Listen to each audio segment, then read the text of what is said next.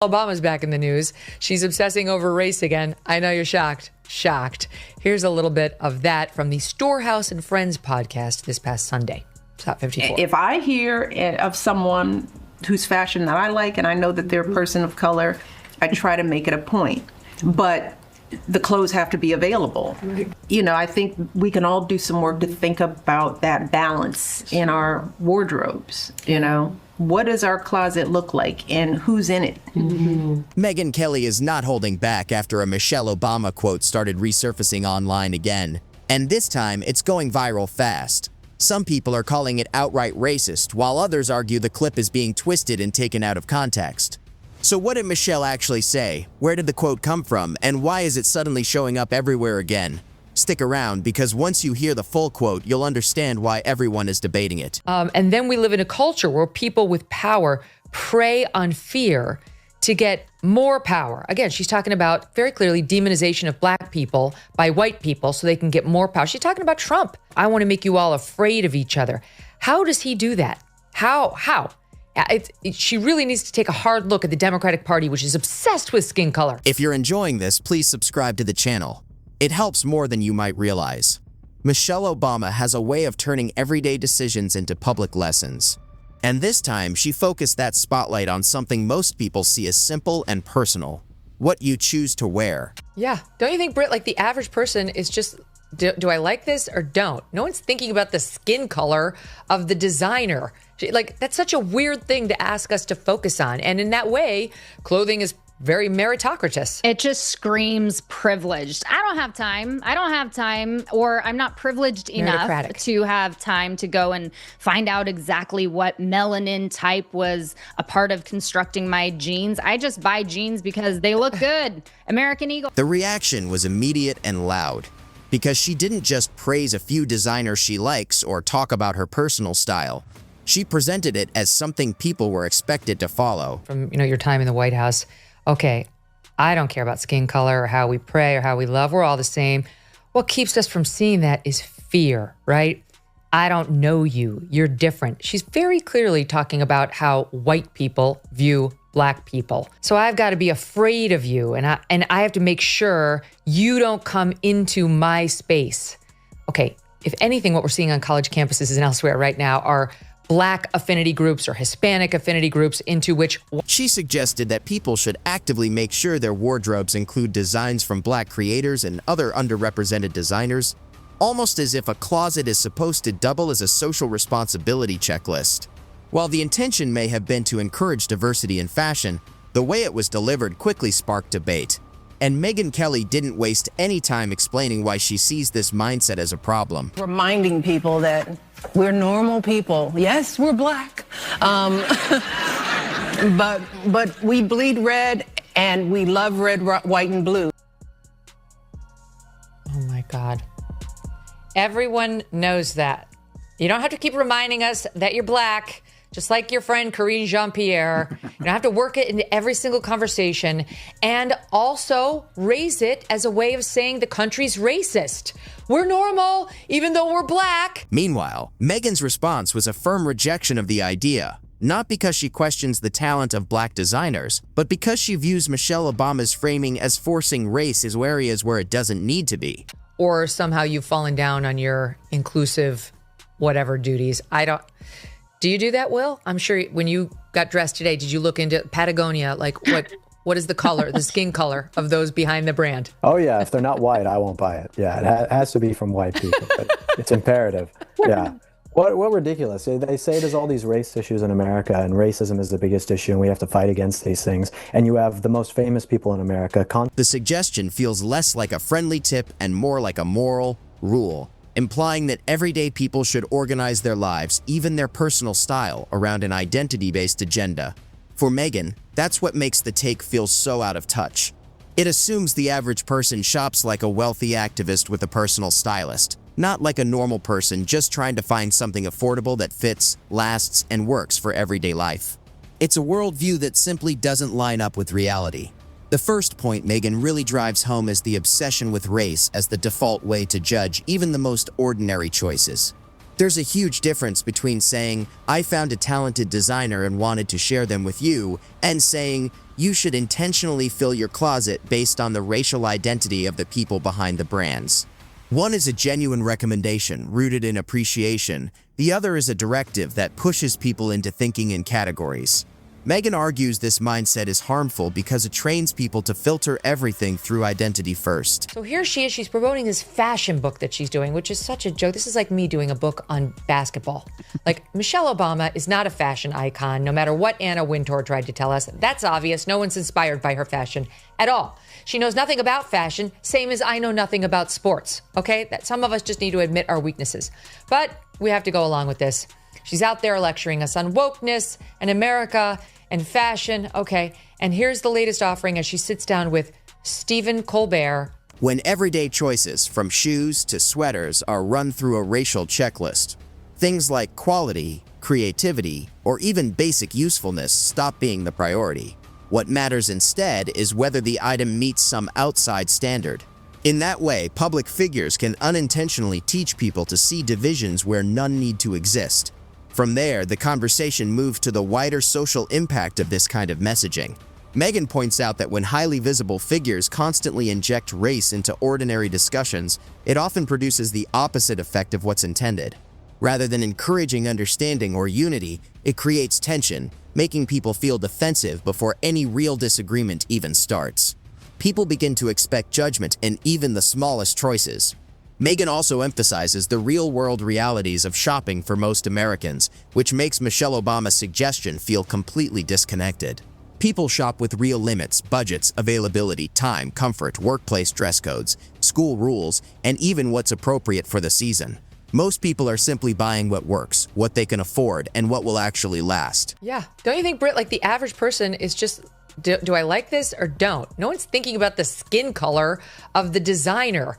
Like, that's such a weird thing to ask us to focus on. And in that way, clothing is very meritocratic. It just screams privileged. I don't have time, or I'm not privileged enough. The idea that people should stop and check a designer's racial background before buying something is simply unrealistic. Megyn points out that only someone with huge privilege could expect every wardrobe choice to be treated like a political statement. It's not just inconvenient, it alienates people by assuming they have the time and resources to do this, when most clearly do not. Another part of her critique looks at the subtle, unintended effects of turning designers into tokens. When shoppers are urged to focus on a designer's racial identity over the quality or creativity of their work, the designer becomes a checkbox. Megyn argues that this approach can actually hurt the very creators it's meant to uplift. Instead of people valuing their talent, they're encouraged to show virtue by buying their products. The focus shifts from appreciating craftsmanship to proving adherence to a social ideal. In this way, it encourages performative buying instead of genuine engagement with artistry. Megyn's stance underscores a bigger point. Shopping shouldn't feel like joining a political campaign. She pushes back against messaging that suggests moral superiority for picking one product over another, showing how identity-based appeals can backfire, creating tension instead of unity. About people like Michelle Obama and like the ones who are constantly talking about how hard everything is and how, like, you know, remember she's clapped back at Sheryl Sandberg's Lean In, you know, and there was plenty to criticize with Sheryl Sandberg's Lean In, but like Michelle Obama at that time was like, you know, that doesn't always work. And she wasn't talking about for working class people. She was talking about for black people. She had to play the race card when she was first lady, that, you know, you can't just get what you want if you go after it. This is just In an instant, Megyn uses Britt's example to drive home her bigger point. Identity labeling has become a kind of social currency that can unintentionally promote tribal thinking. Even when the intent behind labeling is positive, it can be harmful, turning everyday life into a series of identity-based calculations. In Megyn's view, this approach doesn't push social progress forward, it works against it. It trains people to notice differences first, making ordinary actions open to judgment and debate. In this context, clothing stops being about self-expression or enjoyment. It turns into a potential battlefield where every choice is seen as a sign of virtue or failure. The panel also highlights the gap between the messenger and the audience, pointing out how unusual it is to demand this level of intention from the public while delivering the message from a position of elite comfort. When someone with influence and resources tells ordinary people to curate their wardrobes for representation, It can feel like advice from another world. Most people can't afford boutique designers, have limited access to specialty brands, and certainly don't have the time to turn shopping into a research project. Megyn stresses that this disconnect is exactly why audiences roll their eyes, push back, and feel alienated. There's a clear gap between real life and idealized expectations, and a single statement about clothing can't bridge it. Another major critique focuses on the moral pressure implied by opting out. Megyn points out that this kind of message suggests neutrality isn't allowed. If someone just wants to buy a dress because it fits, looks good, and works for them, they shouldn't have to justify it as if every choice is an ethical test. You see that hideous outfit she was wearing? I'm sorry. That's what having too much money does for you. I've just never met somebody so ungrateful in all my life. And what did she start it off with? People said I was hateful. Because you are. She can't stand America. She definitely can't stand Barack. And I don't think she likes herself very much either. So she's been doing this nonstop tour, and I just think there's a strain. She's woke, he's woke. Yeah. There's a strain in the woke that leads you to be absolutely miserable, which is why they too should be. Public figures, whether intentionally or not, are normalizing the idea that not factoring identity into every decision is a moral failing. Megyn argues that this only creates unnecessary stress and resentment. When every purchase, every choice, and every preference is read as a statement, people stop making decisions naturally. They become defensive, calculating, and exhausted. The simple joy of everyday life is replaced by anxiety over how others perceive them. By the end of the discussion, Megyn's critique goes beyond fashion and highlights a broader pattern she sees in Michelle Obama's approach. She notes that the former First Lady often places race at the center of everyday decisions, and Megyn frames this as a critique of treating personal choices as tests of moral or social awareness. Her lesson is about culture and civility. If we want a healthier society, people should be free to choose what they like, celebrate talent wherever it exists, and enjoy creativity without assigning moral weight to every decision.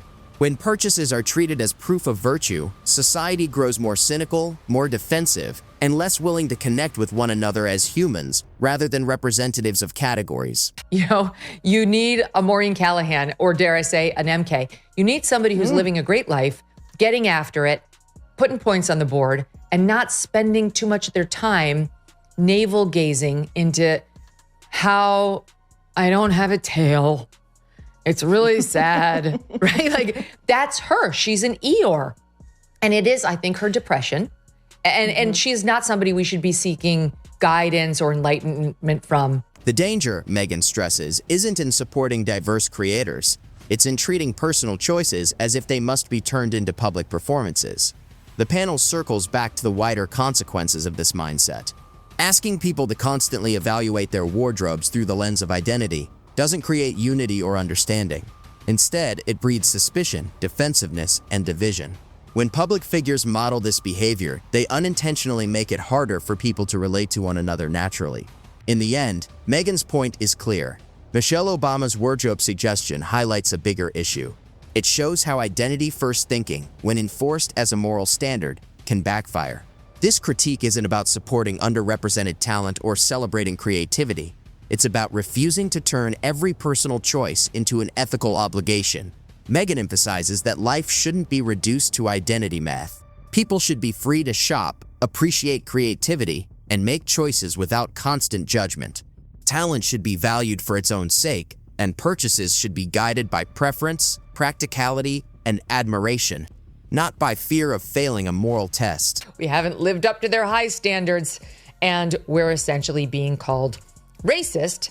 Here's Michelle Obama, who's promoting a new book on her special fashion, and sat down with People magazine and said the following in SOT 26. Here, as women of color, that the way our hair naturally grows out of our head, it's beautiful, but if we struggle to make it look like the standard, that means we are spending thousands of hours and lots of money straightening out what is naturally curly hair, right? That's why Megyn sees the wardrobe suggestion as completely over the top. In her view, it's less about supporting creativity or promoting diversity, and more about turning everyday life into a non-stop moral test. It divides rather than unites, prioritizing ideological signaling over practical living, and turns simple personal choices into decisions that feel mandatory. For most people, shopping is about meeting daily needs, finding clothes that fit, work, and last. It's not about checking the background of every designer or calculating whether each purchase proves social awareness.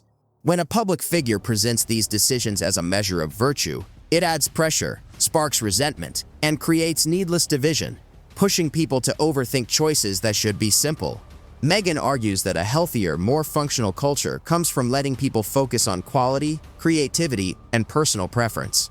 Clothing should be a way to express yourself, not a test of virtue.